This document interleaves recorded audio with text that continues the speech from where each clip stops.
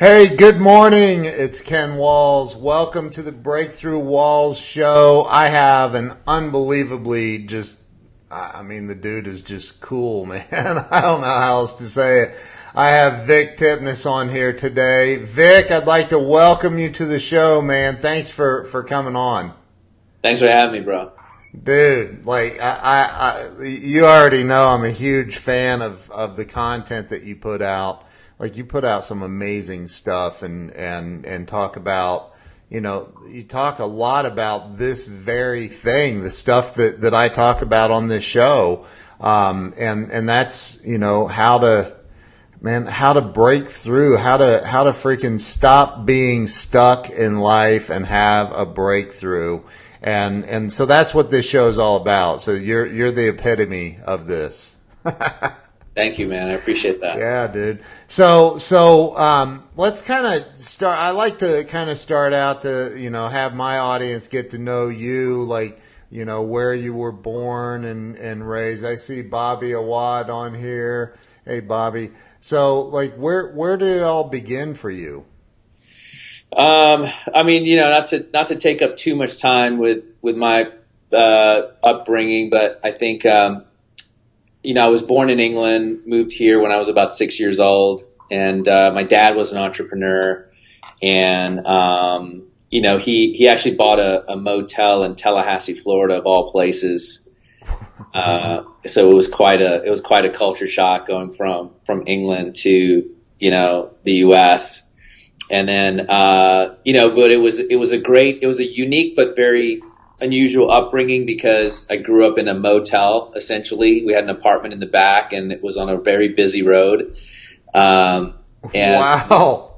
We lived and worked in the motel, so every day there was something to do with the business. There was some work that needed to be done, and every weekend it wasn't like we'd get away. It was like we were working in the motel. Summer was working in the motel. There were no summer vacations and stuff like that because it was a very small business. And, my dad worked really, really hard at it. So for me, that just work ethic became kind of like first nature in the sense of like, I just got used to working. And I found that I was the most happiest when I was productive. So it was just really kind of ingrained with me. So, it was interesting, I hated it because it was like, I live in a motel. Yeah, right. But my friends all thought it was cool. They were like, it was super dope. Everybody wanted to sleep over at my house. It was like, oh, we're going to stay at a hotel, that type of thing. But, it was a small little 25-room motel called Ponce de Leon Motel. Wow. That my dad later sold years and years later to Blockbuster Video of all things, and then they tore it down. Wow. And built a Blockbuster? They tore down and built a Blockbuster. No kidding. Wow. So you grew up in a motel. Wow. That's incredible. So is that where you were 6, you said, when you moved over? 6, yeah. Okay. And I have a really, really good friend that actually he lives in England and we talk all the time, and I'm like, he's like, we gave you your country back and all this stuff. He's a funny guy, but so okay, so you grew up in Tallahassee, Florida. And is that where you went to school? Like, yeah, I went to grade school there, I went to high school there and stuff, and then I went to college for about 6 months, and then I got tired of that. I mean, I knew at a young age I wanted to be an entrepreneur. I didn't want to go. I mean, my parents were pushing me to go to med school and be a lawyer or something like that, and it just wasn't for me. So, I was like, I want to get in business. I want to start a business, and I did it from a very young age. I was selling stuff that I would find in the motel that people would leave behind, like sunglasses and beepers and shit like that. And I would ad in the paper and sell them. And so I was making money, I was 12, 13 years old. I was banking like, 50, $60 a week. And Dang. we'd go to putt golf, and I'll take all my friends. And yeah. Dude, so did you just say beepers? You were selling beepers? What was funny? Here's the funniest shit ever. Is I was selling beepers that didn't have service. I sold a beeper to a kid in 10th grade for $75. Oh okay. This is $75 for a 13, 14-year-old dude. That's big money, dude. Yeah, that's big money. I know. And I was selling them. They weren't working. They had no service. I don't know what the hell they were doing with them after they bought them from me, but Wow. Yeah. Dude, that's funny. Ironically, I don't know if it's ironic or not, but my very first sales job, professional sales job, was selling for a beeper, it was an alphanumeric paging company where we had and they were based out of England, actually. It was the largest telecom company in England called Millicom or something like that. But yeah, that was my very first job in sales, was working for a company that sold pagers. Oh, wow. Wow. Yeah. Okay. So it started early for you too. Like you started just selling shit. Like you had to, you knew that was the way to make money. So let's talk about so you dropped out of college, probably to your parents' dismay. I would imagine they probably weren't fond of that idea, right? Yeah. So you get out of college, and then what? What'd you do? I get out of college. I go get a job selling cars because I wanted to learn how to sell. I wanted to get out of my comfort zone, and I thought it was a great experience to do that for like a year. Did great at it. I was like 18, 19 years old. Did really well. Got offered a job by Porsche to go sell cars for them. Then I declined that because at that time my mother was diagnosed with cancer. So I then moved in with my parents to help my dad and my mom run their business. And I did that for a few short years until they both passed away. And then, so I was, kind of my early 20s. I got introduced to the healthcare space, and I decided to start a radiology practice when I was about 24 years old. Wow. And it was basically an outpatient imaging service that we did MRIs, CAT scans, X-rays, ultrasounds, that whole thing. Made every entrepreneurial mistake you could imagine, like everything. Like I ended up selling it when I was 30 for $9 million, and I only made $250,000.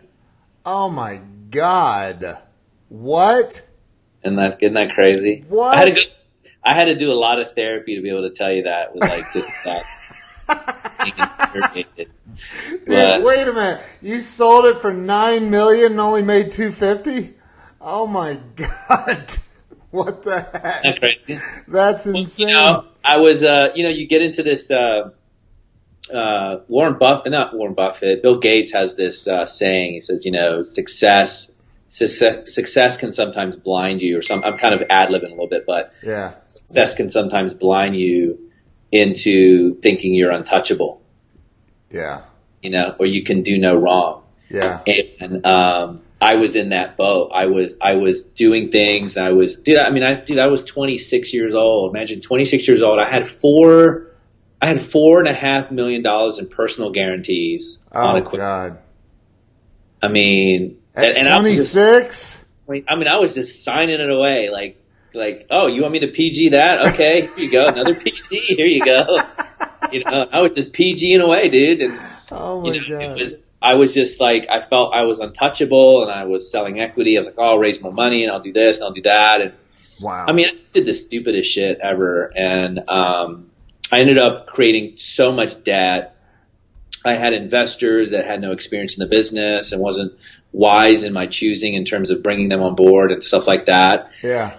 I got to a point where it kind of imploded, and I was just like, shit, I had to dump it. And so I sold it for a profit, which was great, but I walked away with $250,000 after tax. It was like 160. So here I was with this, what I thought was going to be this amazing win, Yeah. right? Yeah. And it was to bruise to my ego that it was like, wow, I thought I was so smart. I thought I was so able. I thought I was so gifted. I thought I was the golden boy. Right. Everything I touched turned to gold. Yeah.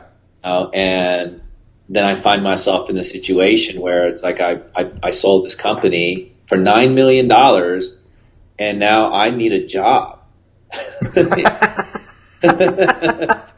But that looks good on a resume. I mean, come on. It looks great on a resume. Yeah. Yeah. But, I needed a job. And so I was fortunate enough that the guy that bought me out, who I'm still very good friends with today, was gracious and nice enough not to take advantage of me in the situation, because he absolutely could have. And so, he's an amazing guy, and he's extremely wealthy, extremely successful, 500 million plus guy. And, Yeah. he gave me a job, and he was like, hey, look, we hit it off and we had a great synergy. And he says, I want you to be my market president. And he gave me a job. So that kind of allowed me for, a little bit of a breather, where I was like, okay, what do I do? At the time I was married, I had 2 boys, I was the provider. And so it was like, okay, I needed something to then be able to figure out what I was going to do. Right. And it took me a few years. And then I got an email from a buddy of mine about a sleep testing device. And that's when I thought, this is it. Yeah. And then I started putting something together, and I literally quit my job. I had, 6 months worth of savings. I took the rest of my money, put it all into Blackstone, which wasn't a lot, obviously, at that time. Yeah. And I just burned the ships, and I went all in on it. Dude, that's pretty common with entrepreneurs. Like everybody's heard the whole saying about setting the ships on fire, and I don't know if it's right or wrong, but that's kind of the way I've always done it. Like I'm all in, man, because I get distracted easily. So if I don't go all in, this ain't gonna work. So man, wow, dude, like $9 million sale at 30 years old. And the profit, we don't need to worry about the profit. The $9 million, like you started a company at 24, right? And sold it for $9 million 6 years later. That's insane, man. People don't do that. That doesn't happen. No. That's like not even real. Like that. People don't accomplish that. I was the youngest CEO of a radiology practice in the country, and I mean, I was employing radiologists at 27 years old to work for me. So it was an interesting time. Yeah. That's unbelievable. So what do you think, like growing up, you had your parents, you had teachers, you had, other people in your life. Do you have siblings? I had 2 brothers. Yeah. Okay.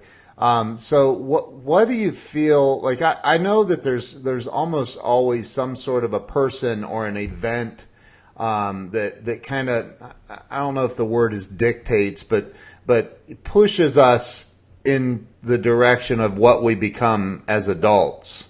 What do you feel like your greatest? Was it your dad, the influence that for your life?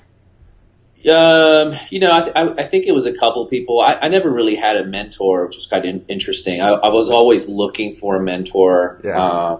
As I was growing up. I mean, I was literally like, I should have put an ad out. I mean, I was just literally looking for a mentor, because I felt I had all this energy and I had all this ability, and yet I didn't have any real guidance.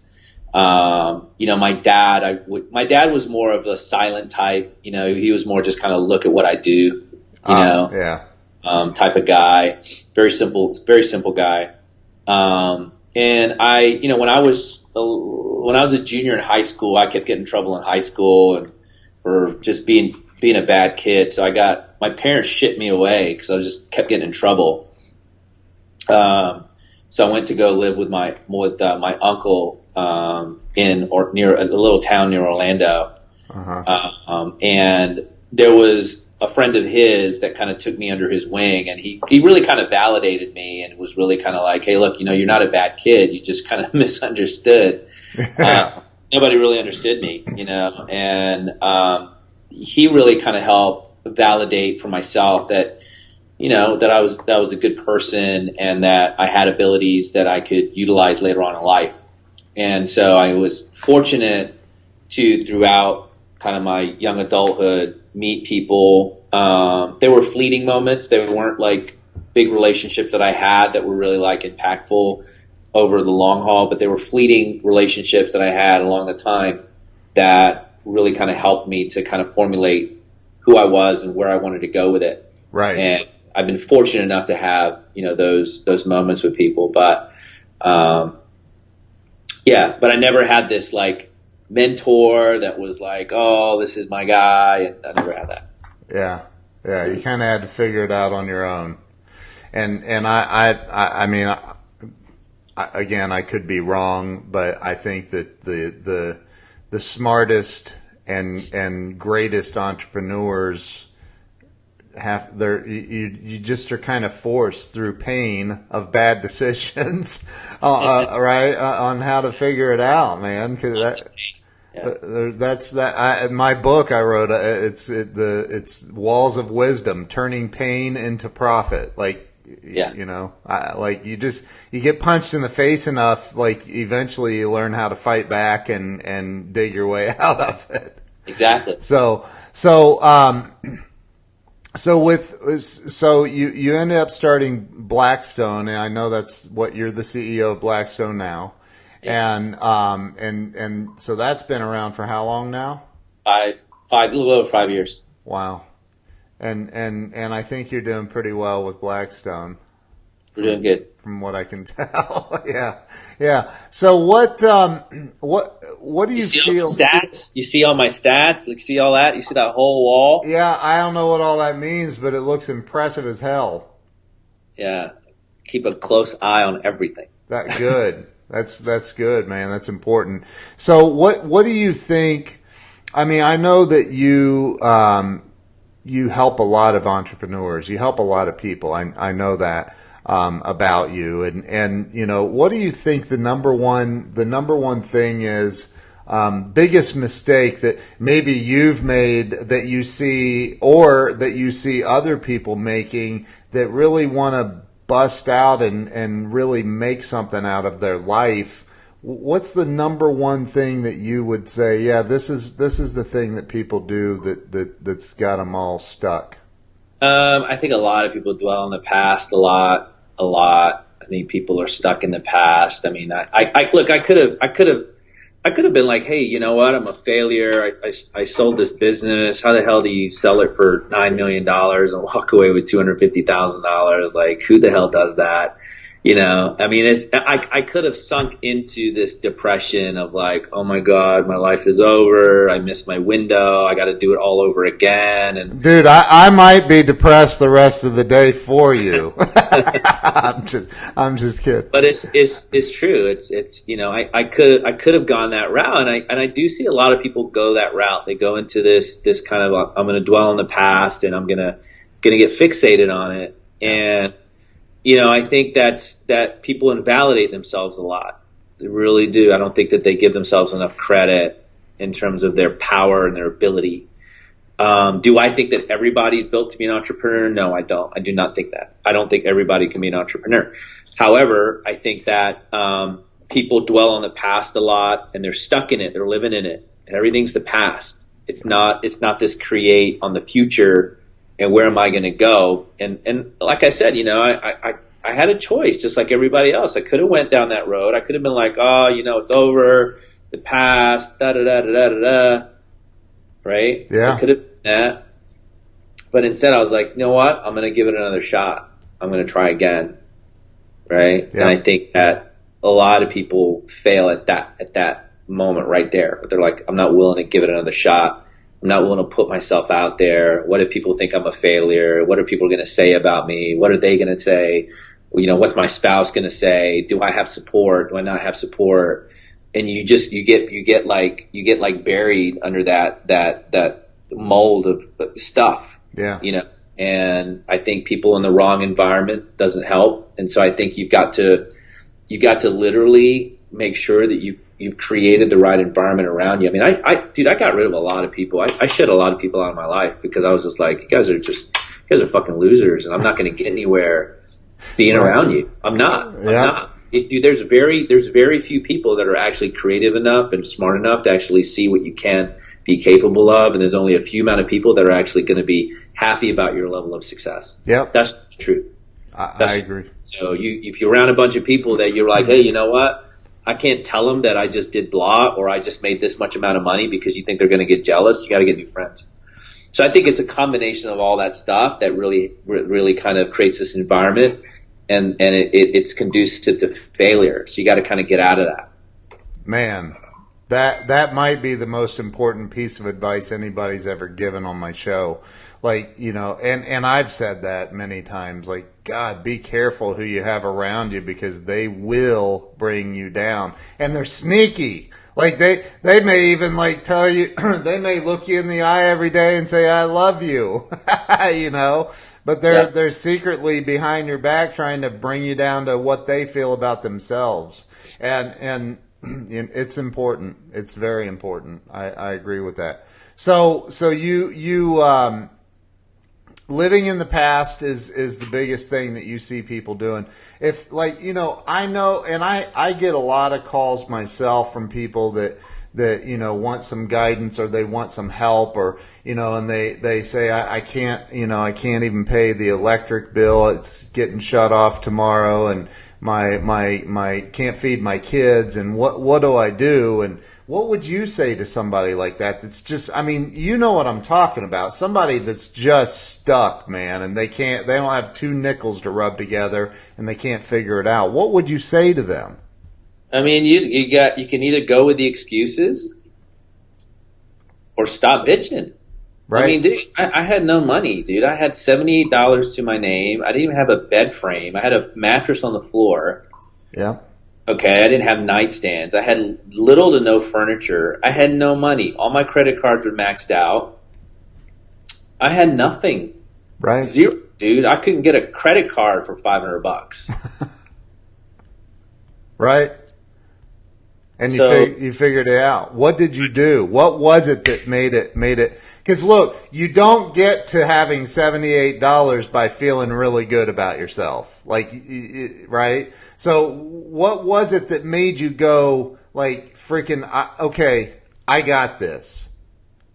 well, it was that belief in myself. Yeah. You got to believe in yourself, dude. Nobody's gonna.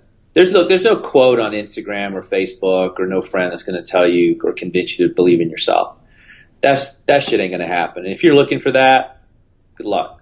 You got to really believe in yourself. It starts with you. You got to believe in yourself. I believed in myself, and I think people that are successful in whatever they're doing, money is not a indication of success alone, right? It's a belief in yourself. So a person could be the best nail technician on the planet, and they believe in themselves in terms of their craft, and that's success, right? Yeah. They don't have to have somebody tell them. I think when you have to have somebody tell you to believe in yourself, you're giving them a sword that they can cut you with. Wow. That is right? true. Remember that. If you're waiting for somebody else to validate you, you're giving them a sword they can kill you with. Don't do that. You got to believe in yourself. So I believed in myself. It's like, you know what? Okay, I'm not a deadbeat. I'm not a loser. I'm a smart guy. I may not be an absolute genius, but I'm smart enough.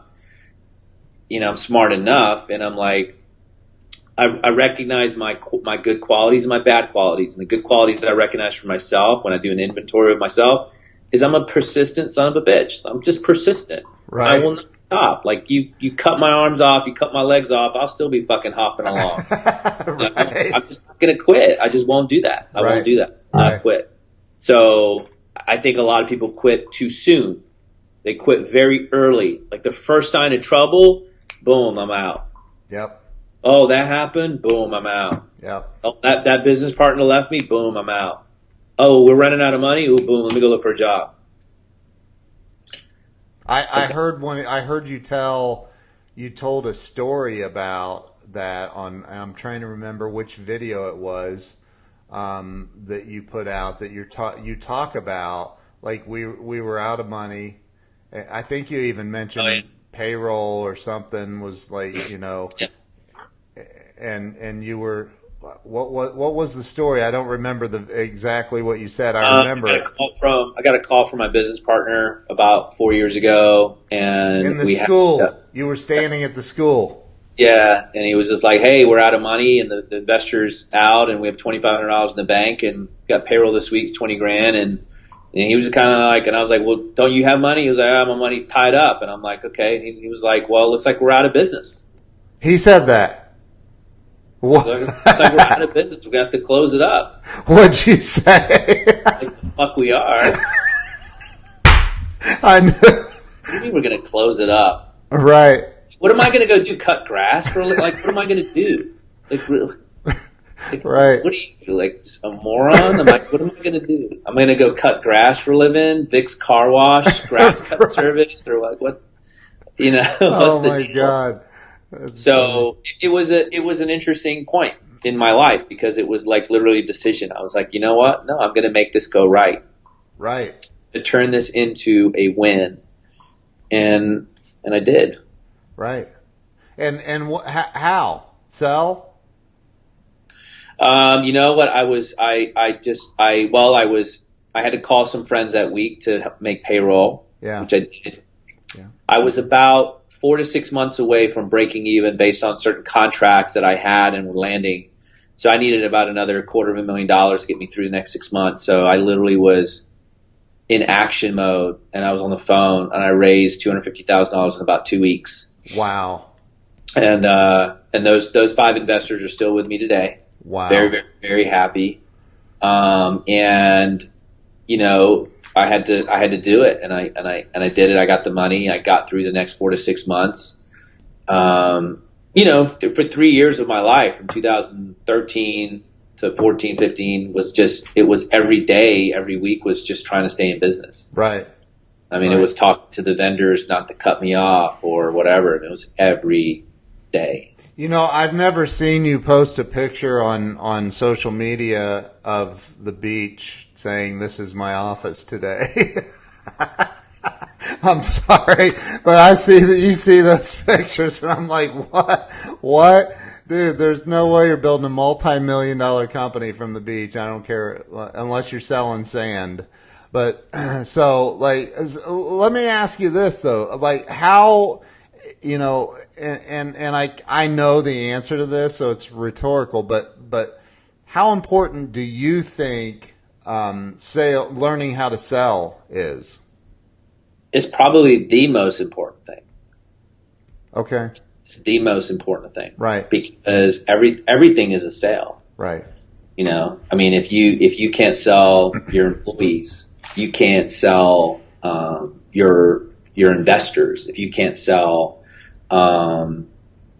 your customers, right? If you can't sell those people, I think that you're screwed. Right. Yeah. But I think another level above that is actually, can you inspire your employees? Can you inspire your customers? I think that's an extra edge that people should develop is are you a symbol of inspiration for your team, for your people, for your customers, because that's the next level. Like, yeah, okay, you can sell. Okay, good. That's great.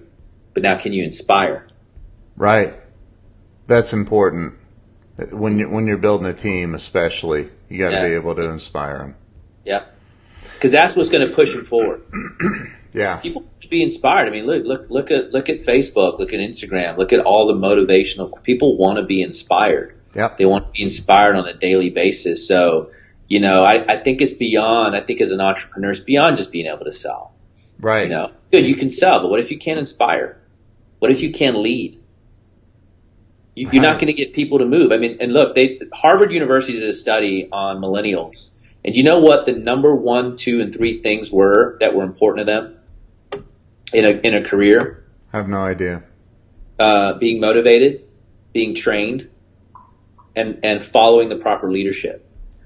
Do you know where pay was on that 1 to 10?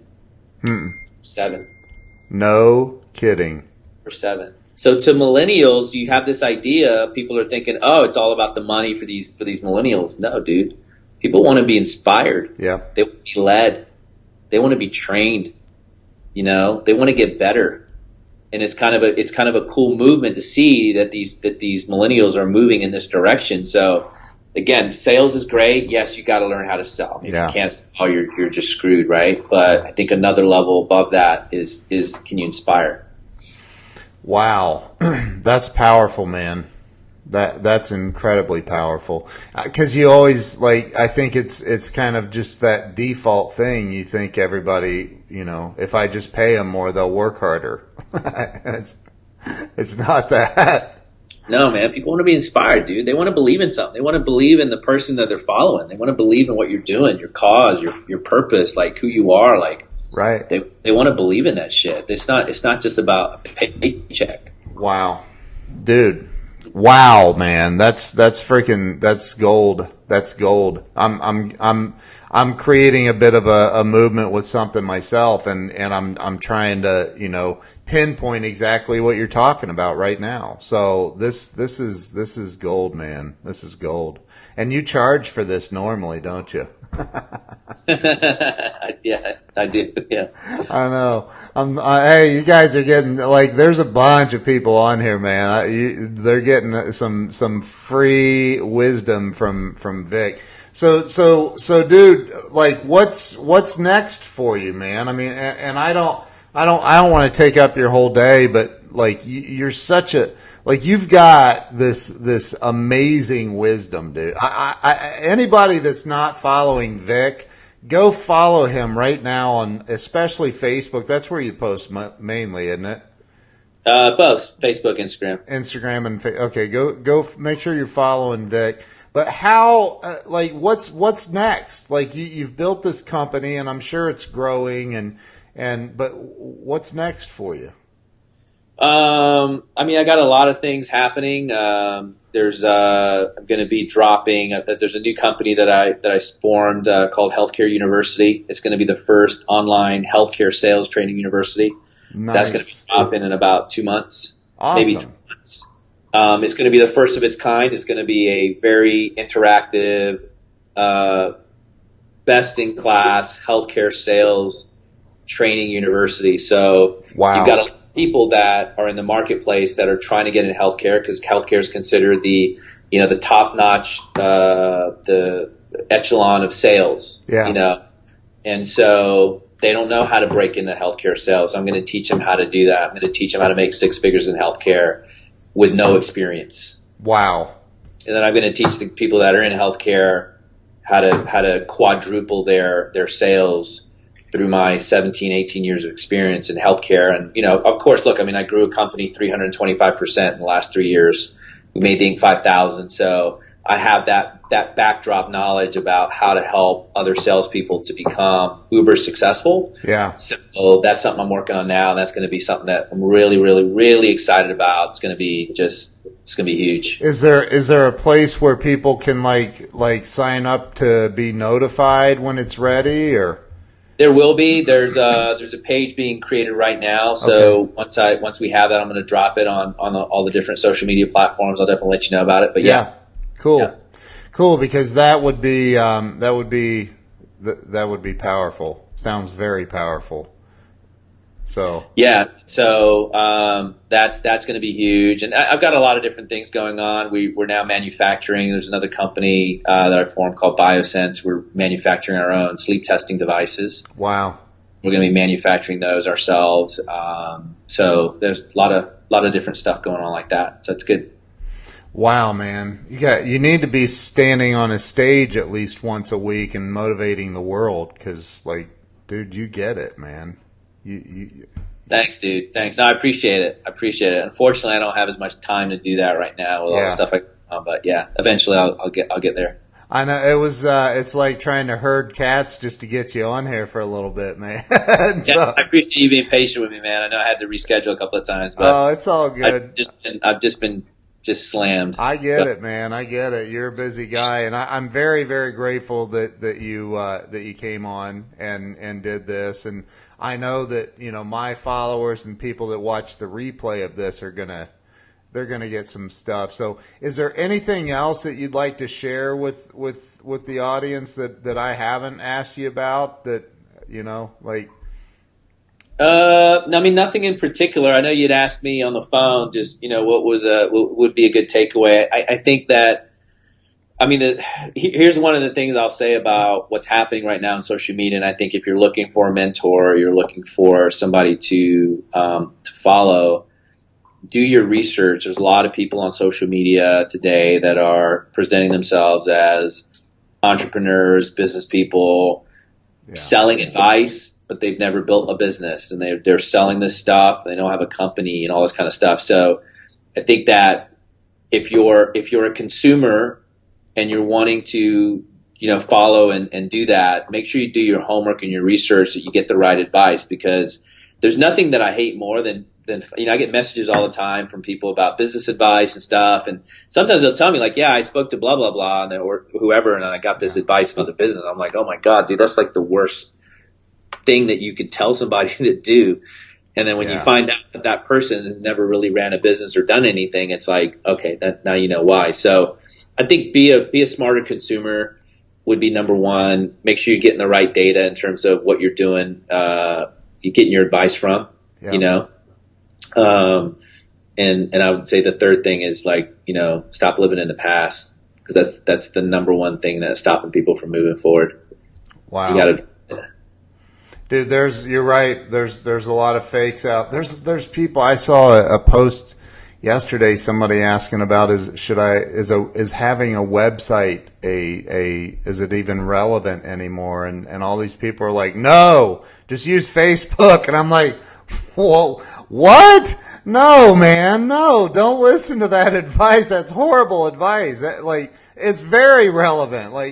But there's so many people out there that I mean, I'll be 50 years old next month, man. I've done a thing or two, and there's these young kids. No offense. I mean, dude, you built a $9 million company and so did I in my 20s. I built up a big company as well, but there's kids that don't have experience yet that are trying to tell people how to get rich, and it's like, man, they're like 16. It's like, really? Yeah. So, I listen, I appreciate you coming on. You're a freaking amazing rock star and everything you're doing. Everybody on here, make sure you go follow Vick, and I don't know if you're maxed out on friend requests, but I think you have a fan or a public page too, right? Yeah. So make sure you're following Vick. Vick, thank you so much. I appreciate you taking the time. I really do. Yeah. So, all right. Hey, we'll be back tomorrow. You guys are amazing. Thank you guys for sharing this out. Vick, thank you for being on here. Don't hang up. I'm just going to end the Facebook Live now. We will see you guys tomorrow, and make sure you're following my man, Vick Tipnes. See you guys.